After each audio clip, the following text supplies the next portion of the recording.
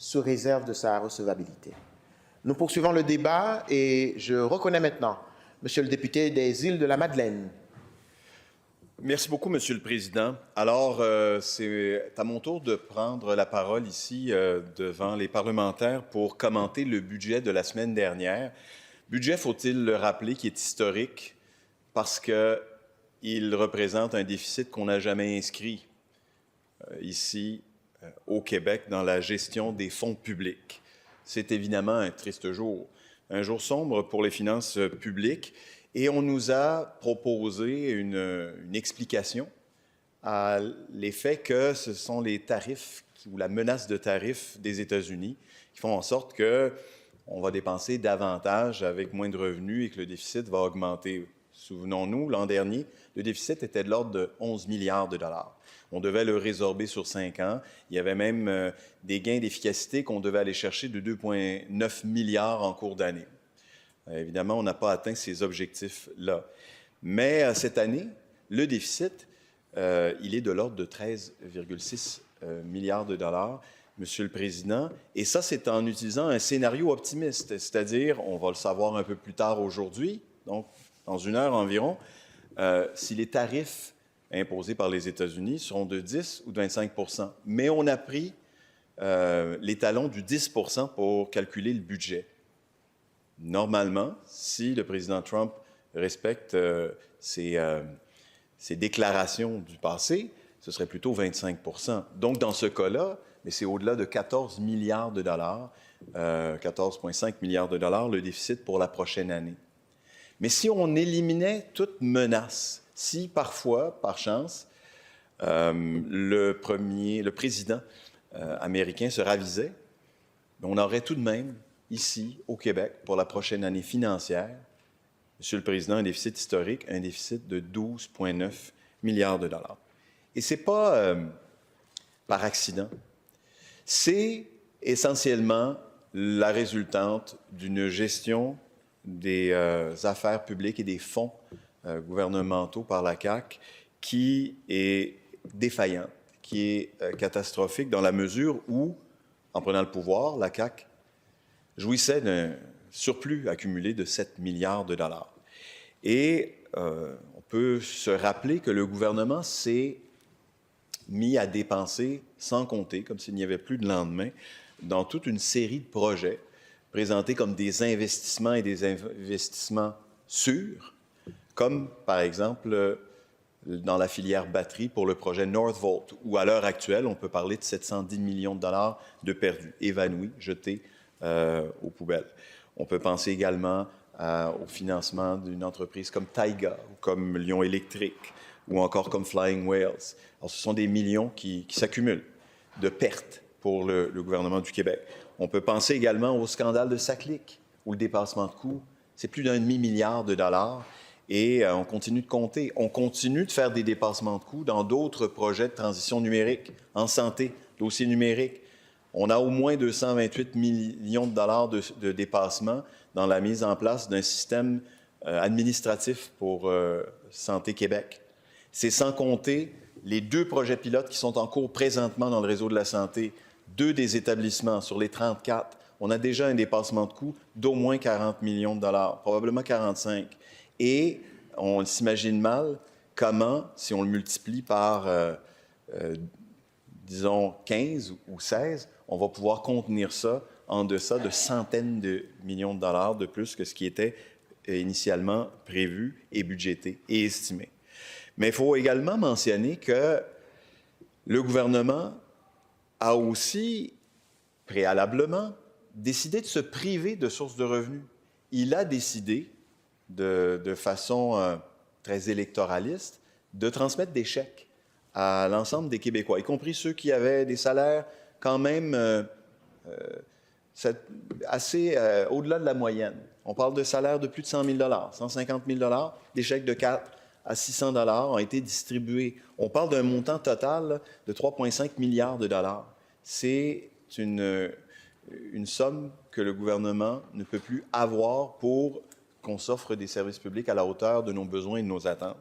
Mais pire encore, des sommes récurrentes ont été versées en matière de réduction d'impôts.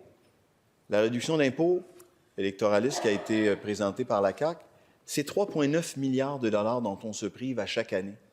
Ça pourrait résorber une partie du déficit, mais non, on a décidé de prendre des décisions à courte vue pour des raisons, évidemment, de gains électoralistes, sans penser à l'avenir.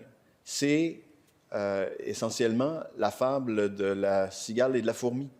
On a dépensé tout l'été, puis on se trouve le bec à l'eau, dépourvu, quand la bise arrive et que l'élection du président américain se révèle être pleine de surprises et de menaces pour l'économie du Québec. Évidemment, ça nous met dans une position de vulnérabilité exceptionnelle et c'est la raison pour laquelle, aujourd'hui, on fait face à un budget qui ne répond pas aux besoins et aux attentes des Québécois et des Québécoises, mais aussi qui va obliger des ponctions dans les services qui sont déjà offerts. On en a déjà eu un avant-goût en santé.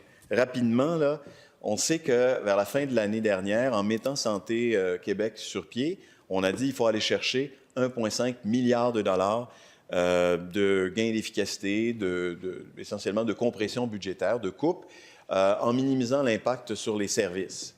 Mais on a dit qu'il y aurait des impacts sur les services et on les a vus. Des mises à pied d'infirmières, des réductions de services à domicile et ainsi de suite. On a fait un court bilan la semaine dernière de l'opération qui était en cours parce qu'on a demandé pendant des semaines et des semaines, depuis des mois, au gouvernement d'être transparent, à demander à Santé Québec de nous dire où ces coupures allaient être administrées. On ne le sait pas encore. On nous dit il faut attendre la fin de l'exercice financier, c'est-à-dire le 31 mars. C'est terminé. Et là, on nous dit l'été prochain, on fera le bilan pour l'année passée. Et on nous dit c'est simplement ce qu'on demandait aux établissements, c'était de respecter leur budget, un budget équilibré. Mais le budget que beaucoup d'établissements ont adopté l'an dernier, à peu près à la même période, là, au mois d'avril, mai, c'était des budgets déficitaires. Pourquoi? Pour faire face à leurs obligations et c'était avec l'assentiment du gouvernement. Mais dans les 3 derniers mois de l'exercice, on leur a dit allez récupérer ça rapidement d'ici la fin de l'année. C'était mission impossible. C'est effectivement ce qui s'est produit. On n'a pas réussi à aller chercher la somme d'1,5 milliard. Mais là, on nous a dit la semaine dernière, dans les crédits provisoires, que finalement, ce n'était pas 1,5 milliard qu'on aurait dû aller chercher pour équilibrer le budget des établissements en santé, mais c'est plutôt 2,2 milliards. Donc, la somme était encore plus importante. Mais là, on se félicite d'avoir été chercher 800 millions de dollars. Où? Bien, évidemment, dans les services à la population, aux patients. Mais on n'a pas encore le détail de ça, parce qu'on ne peut pas en faire l'analyse, parce que le gouvernement, parce que Santé Québec refuse de nous révéler où ces coupures ont été effectuées. Mais pour l'année prochaine, ces coupures-là, elles sont déjà faites. Elles ne vont pas, on ne recommence pas à zéro, là. Les coupures qui ont été faites l'an dernier, bien, elles se traduisent par un manque de services cette année, pendant l'année qui s'en vient. Parce qu'on veut encore, évidemment, que les établissements puissent avoir des budgets équilibrés. Donc, on ne va pas rajouter le 800 millions, on s'entend. Mais pire encore, on vient dire que ce qui sera à la disposition des établissements et de Santé Québec, bien, c'est une augmentation de budget de 3 %. On sait que les coûts de système sont au-delà de 5 %. Certains disent 5,4 %. Alors, évidemment, c'est une année de compression, une année d'austérité, suivie d'une autre année d'une austérité encore plus grande, parce que ce sera 2 % l'année suivante. Dans un an, là, on nous dit que ça sera 2 %. Alors, moi, je me dis, mais c'est une période où on va véritablement faire des coupes de services importantes. On n'a pas encore vu l'ampleur du saccage que va nous imposer le gouvernement.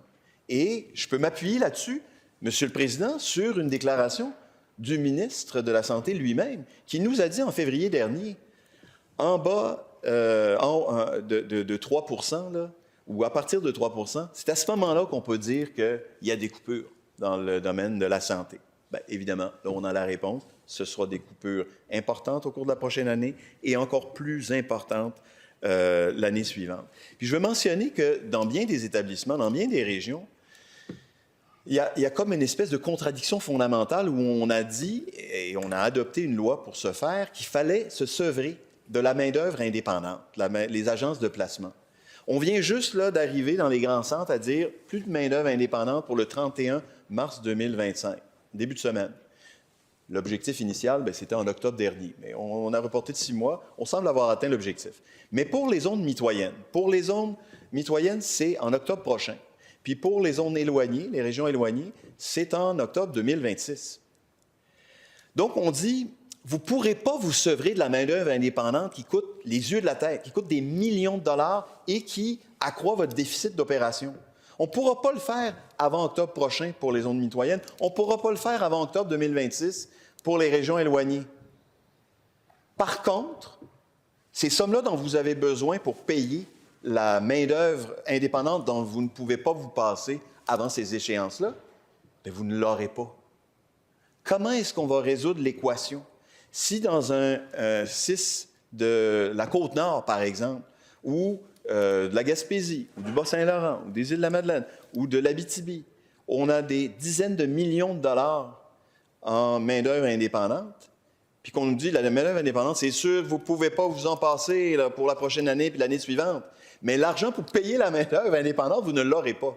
Qu'est-ce qu'on va faire comme gestionnaire? Bien, on va couper dans les services. Et ça, M. le Président, c'est extrêmement inquiétant. Et ce qui est encore plus inquiétant, c'est de ne pas savoir quel est le plan. Quel est le plan de Santé Québec, quel est le plan du ministère pour administrer cette espèce de régime, je vais le dire comme ça, d'austérité 2.0 qui nous pend au bout du nez, M. le Président. Alors, j'aurais voulu parler un petit peu de Santé Québec, puis de cette superstructure où une chatte n'arrive pas à retrouver ses petits, comme on dit, mais ce serait trop long. On a simplement vu aujourd'hui que cette structure-là nous coûte beaucoup plus cher qu'elle nous rapporte. On voit qu'on a continué de donner des salaires extrêmement importants et presque doubler les salaires essentiellement des hauts gestionnaires du ministère de la Santé, mais on a aussi superposé une structure avec 4,5 millions de dollars de dépenses supplémentaires, alors que là, et là je vais aborder d'autres mesures, en santé, et dans les autres secteurs, on fait des coupes à tort et à travers, j'y reviendrai.